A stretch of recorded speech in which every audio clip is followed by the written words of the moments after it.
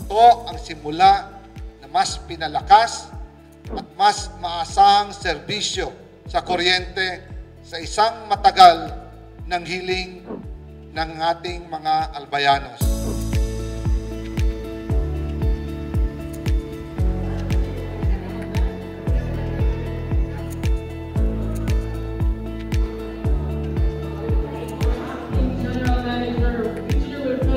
From the National Electrification Administration, thank you very much. We would like to extend our deep appreciation for all the efforts. Ako Bicol Party List Representative Congressman Salvi Ko. Masusolusyonan na natin ang problema natin sa capacity. Sa papasalamat kay Kong Salvi. Sa Water District, naglagay rin ho tayo ng subsidy na almost 300 million this 2025.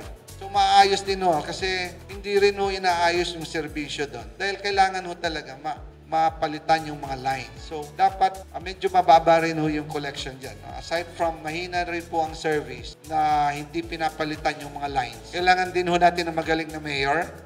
Kasi ang mayor po, siya ang nag-appoint ng mga direktor.